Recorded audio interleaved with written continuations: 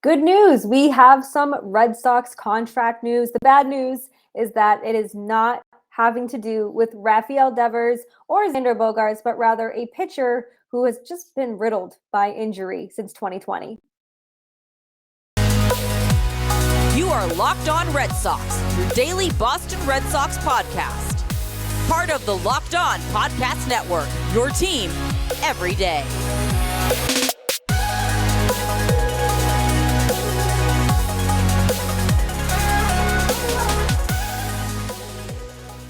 Thank you for making Locked On Red Sox your first listen of every single day. I am your host at NESN's Willand.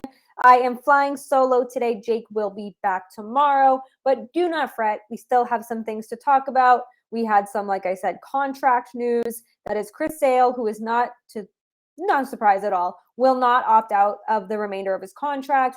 And the Gold Glove Award winners, which, again, shouldn't be too much of a surprise here, that Xander Bogaerts and Rafael Devers did not go home with the award, but that is not surprising. We will talk about that in our second segment of the Locked On Red Sox podcast. But Chris Sale, who has just been riddled by injuries since 2020, underwent Tommy John. He had the stress fracture, and then he had the broken pinky, the broken wrist. It's just been a mess for Chris Sale since 2020. Chaim Bloom told the Boston Globe's Alex Speier that Chris Sale has told the Red Sox that he is going to opt in to the final 2 years and $55 million of his contract. He signed the 5-year, $145 million deal back in 2019 with the Red Sox. He's not exercising his opt-out.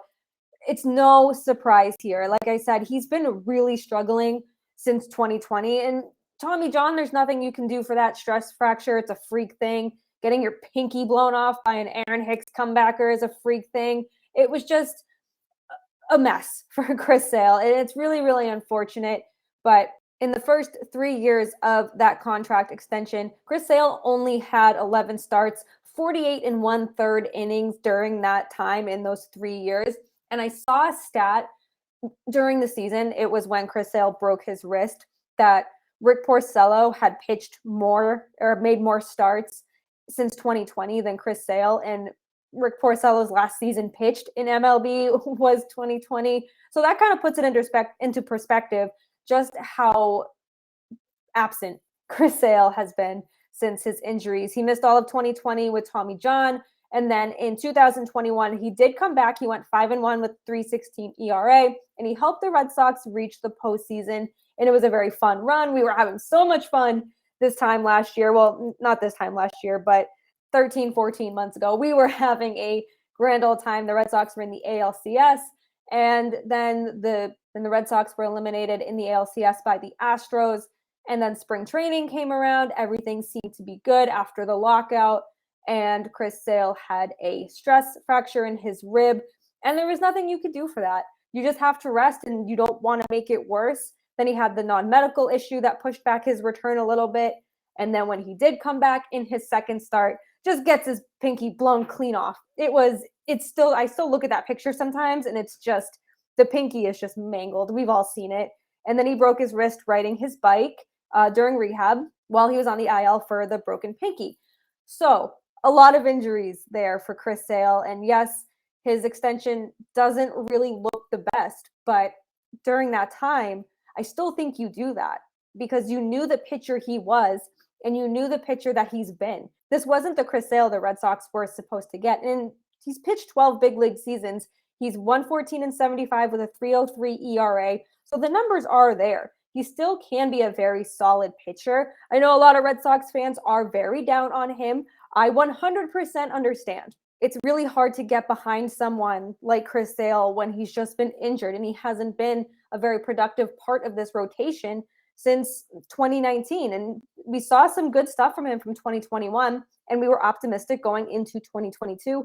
Man, we should have known when this lockout went on longer than it should have. We should have known that this was just not going to be a good year for the Red Sox. But Sale still has thrown 1,500 innings. And this is from the Boston Globe's Alex Speier, that he's finished in the top 6 in Cy Young voting in each of 7 straight years with the White Sox and the Red Sox from 2012 to 2018.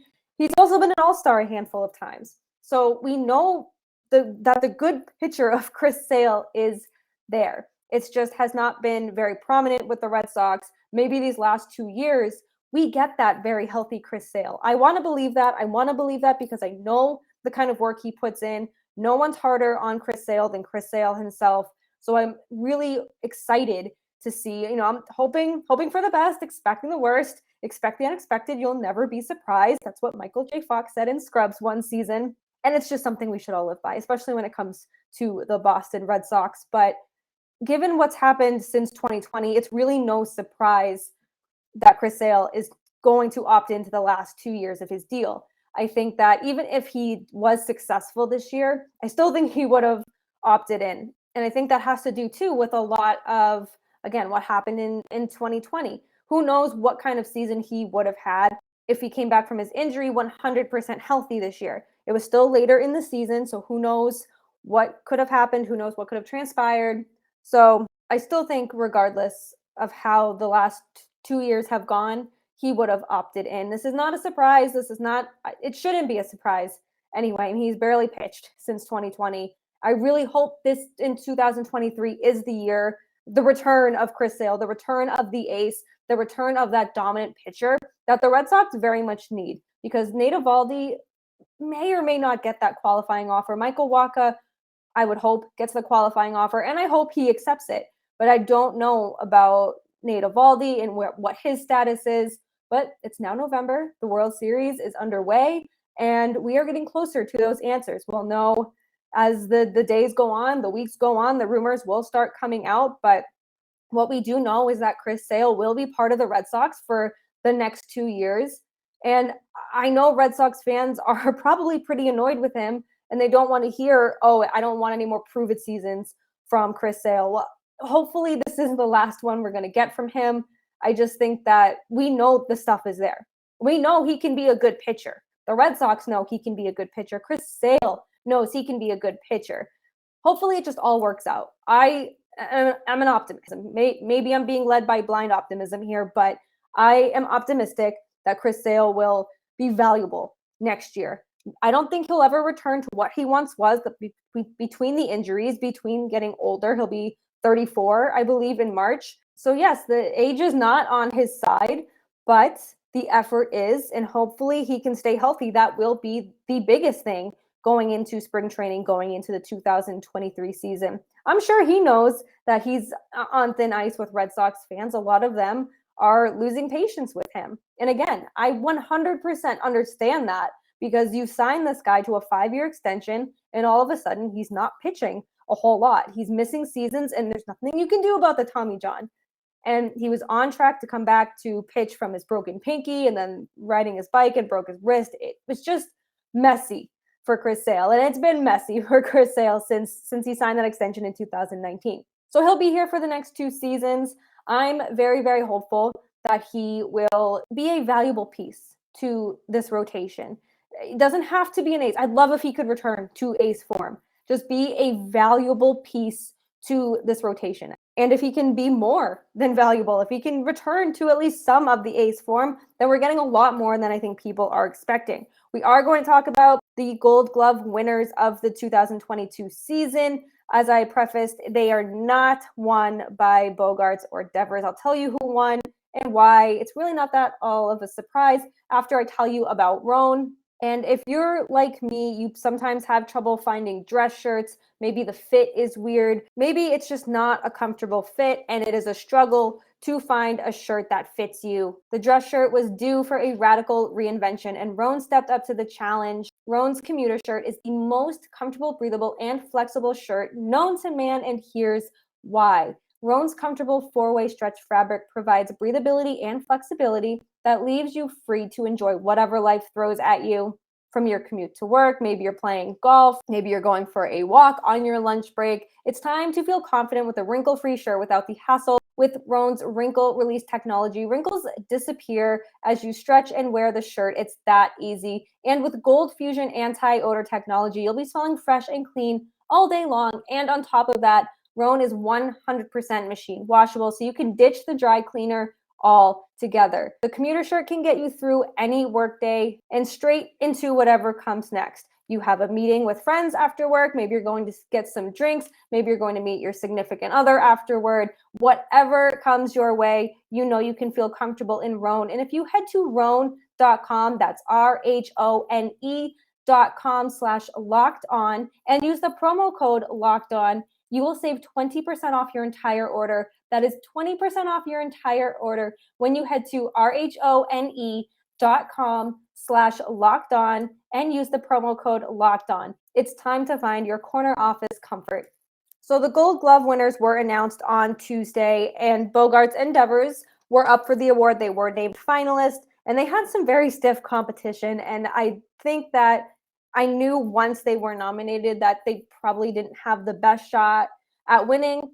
And Jeremy Pena of the Houston Astros won the AL Gold Glove at shortstop, and he certainly earned it. This kid has been a lot of fun to watch, not just for Astros fans, but for baseball fans as a whole. And Pena was really, really good this season. He finished the regular season tied with the Marlins' Miguel Rojas for most defensive runs saved among all MLB shortstop with 15.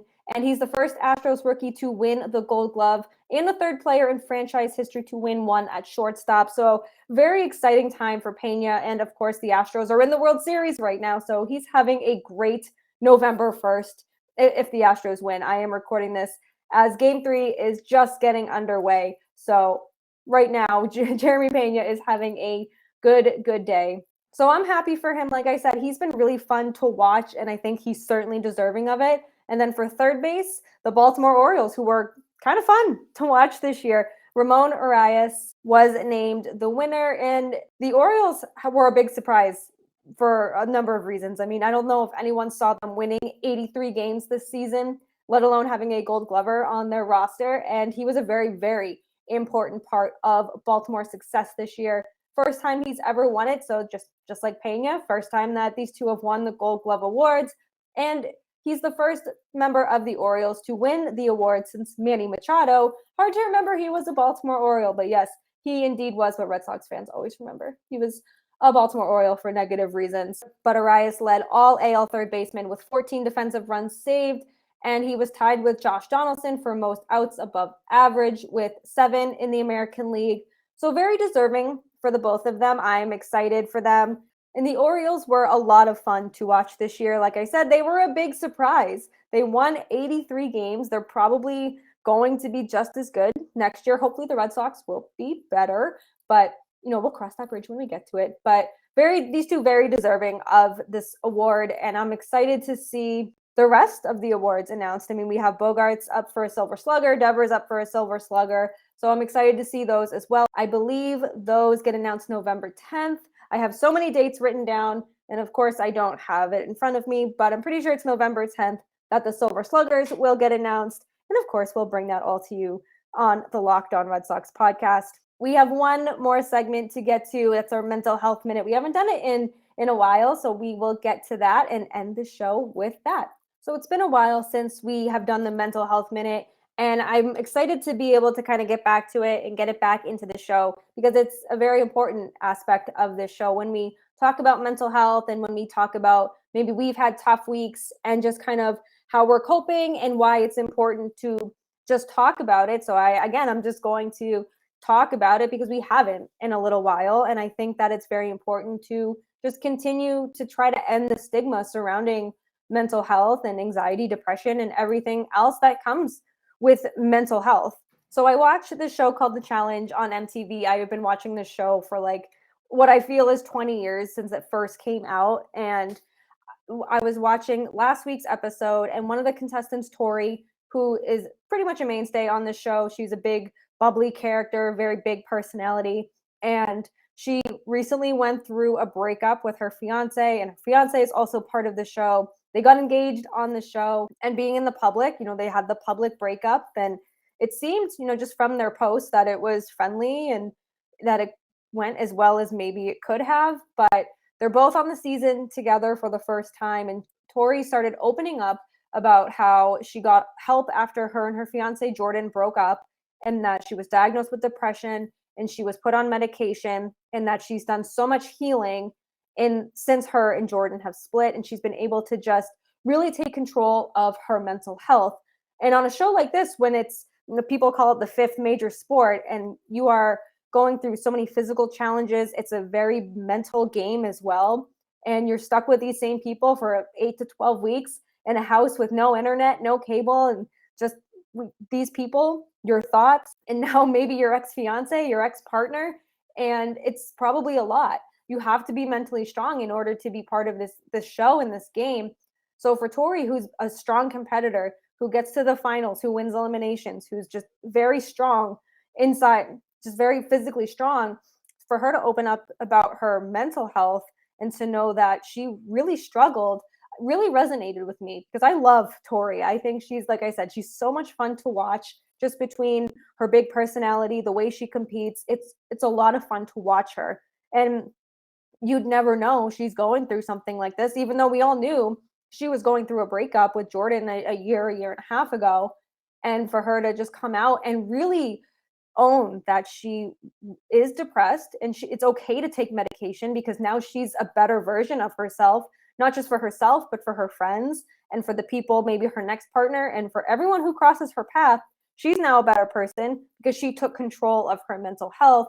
And that's what resonated with me. And it's really important to take control of your mental health and figure out what works best for you. Sometimes it's not medication, sometimes it's other coping mechanisms, and sometimes it's exercise, sometimes it's yoga, stretching, sometimes it's just taking a nap. There are so many ways to help combat your mental health. It's not linear, it's not one size fits all. Everyone does it differently, and there's really no wrong way to combat your mental health. It's yours, and how you take control of it is your journey, whether that's medication, whether that's natural remedies, or anything else. It's always about what makes you feel better, what puts you in a proper mindset, a better mindset, a healthier mindset, so you can be the best version of yourself. Because when you're not the best version of yourself, that's not fair to you, and that's not fair to the people around you, because you deserve the best version of yourself. Thank you for making Locked On Red Sox your first listen of every single day.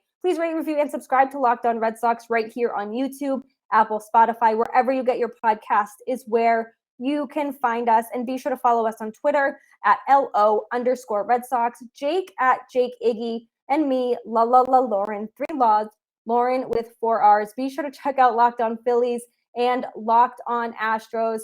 They are having a fun time over at those channels right now, because how can they not be? Their team is in the World Series. Once again, thank you for making Locked On Red Sox your first listen. And now for your next listen, check out the Locked On Sports Today podcast. It is the biggest stories of the day, plus instant reactions, big game recaps, and my favorite, the take of the day. It's available on the Odyssey app, YouTube, wherever you get your podcast. And be sure to check back for Locked On Red Sox throughout this week. Jake and I have some exciting, very fun episodes planned for you. We're going to continue player reviews. We have some interviews lined up that we are just so excited to bring you, and we cannot wait for that to happen. So until then, have a wonderful Wednesday. We will see you tomorrow. And as always, let's go Red Sox.